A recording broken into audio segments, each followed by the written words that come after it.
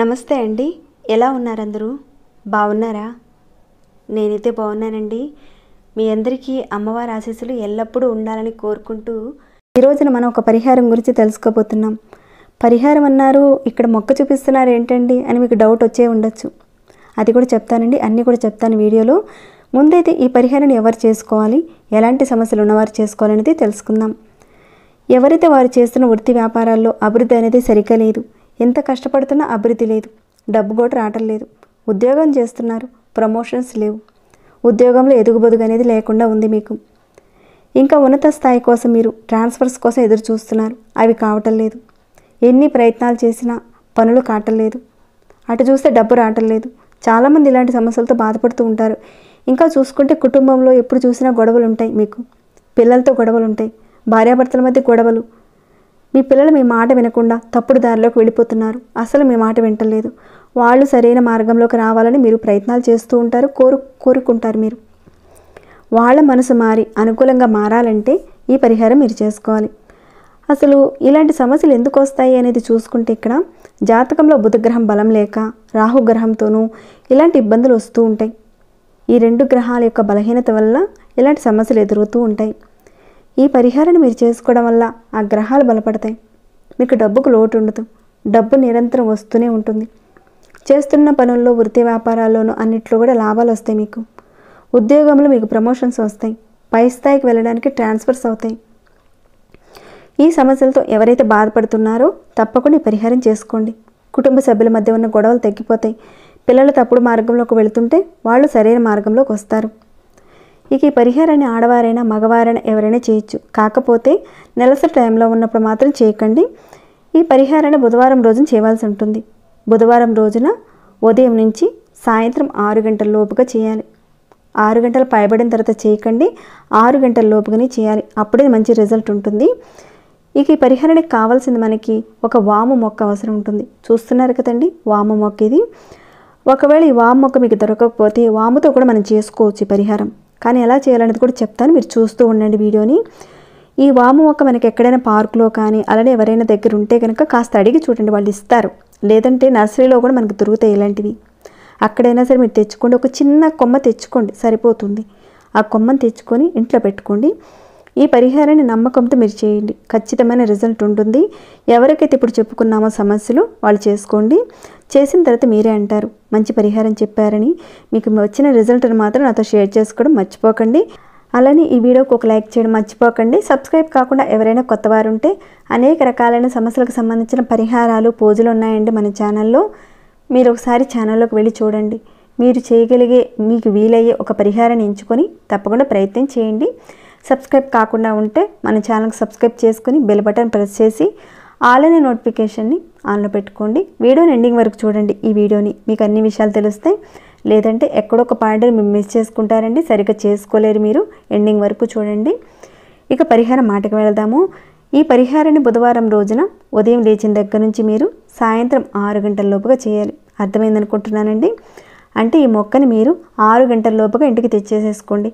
మీ ఇంట్లో పెరడు ఉంటే పెరట్లో కానీ, లేదంటే మీ ఇల్లు అపార్ట్మెంట్స్లో ఉందనుకోండి, ఒక చిన్న కుండి మట్టితో ఉన్న ఖాళీ కుండి తీసుకోండి.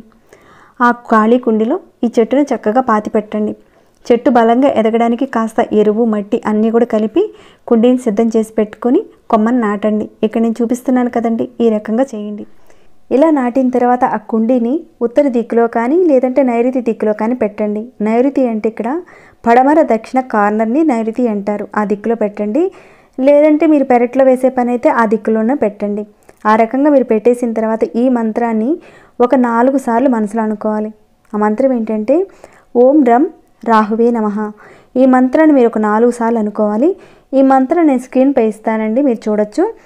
అంటే ఈ మొక్కని మీరు నాటిన తర్వాత మీరు 4 సార్లు అనుకోవాలి.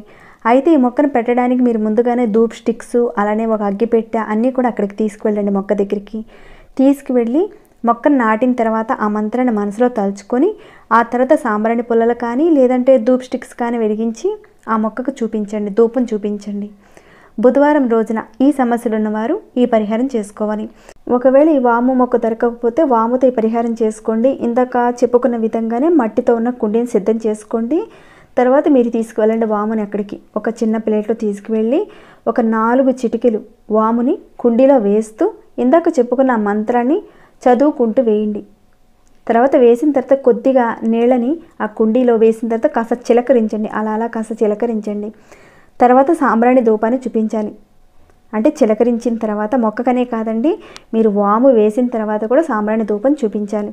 మొక్క పెట్టారనుకోండి, మీరు ప్రతి బుధవారం, శనివారం, ఆదివారం ఈ మొక్కకి సాంబ్రాణి ధూపాన్ని చూపిస్తూ ఉండండి. ఇలా చేయడం వల్ల అద్భుతమైన లాభాన్ని కలగజేస్తుందండి మీకు. ఎవరికైనా ఉద్యోగంలో ప్రయత్నాలు చేస్తున్న వారు ఉంటారు కదండి, వారు కానీ ప్రమోషన్స్ కావాలనుకునేవారు, ట్రాన్స్ఫర్స్ కావాలనుకునేవారు, ఇంకా ఆటంకాలు మీకు ఎదురవుతున్నా, ఇంట్లో కుటుంబ సభ్యుల మీద గొడవలున్నా, పిల్లల తప్పుడు దారిలోకి వెళ్లకుండా ఉండాలన్నా కానీ ఈ పరిహారాన్ని చేసుకోండి. మంచి ఫలితాలు ఉంటాయి. ఇలా మీరు ప్రతి బుధవారం మీరు ఉదయం లెగుస్తారు కదండి, లేచిన తర్వాత కాస్త బ్రష్ చేసుకుంటారు.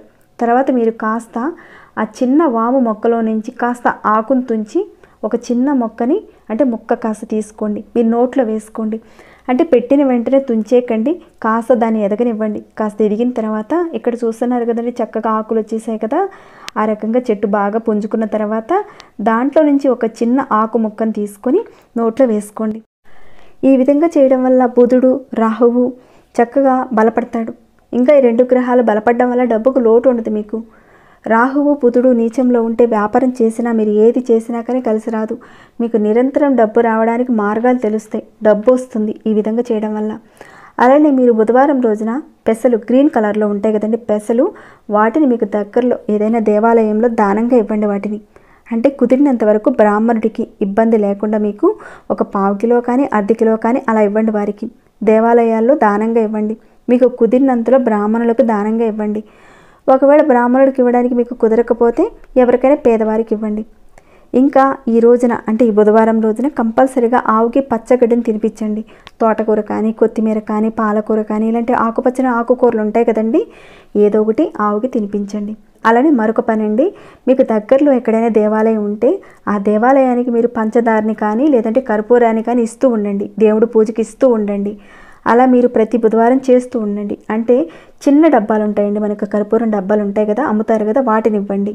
లేదంటే ఒక 1/4 కిలో కానీ 1/2 కిలో కానీ అలా పంచదారని దేవుడికి ఉపయోగించడానికి ప్రతి బుధవారం ఇస్తూ ఉండండి. మీకు కుదిరితే మీరు ఈ రకంగా ఇవ్వడం వల్ల అంటే విఘ్నేశ్వరుడి గుడిలో ఇవ్వండి. ఇస్తే కనుక చెప్పలేనంత మంచి ఫలితాలు ఉంటాయి.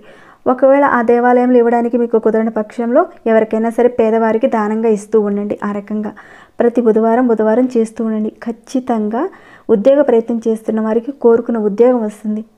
అలానే ఉద్యోగం చేస్తున్న వారికి ప్రమోషన్స్ కావాలనుకునే వారికి ప్రమోషన్స్ వస్తాయి. కుటుంబంలో గొడవలు తగ్గుతాయి. పిల్లలు సరైన దారిలోకి వస్తారు. మీ జాతకంలో బుధగ్రహం బలం పెరుగుతుంది. బుధవారం చేయడం వల్ల శ్రీమన్నారాయణ యొక్క కృపా కటాక్షాలు మీకు కలుగుతాయండి.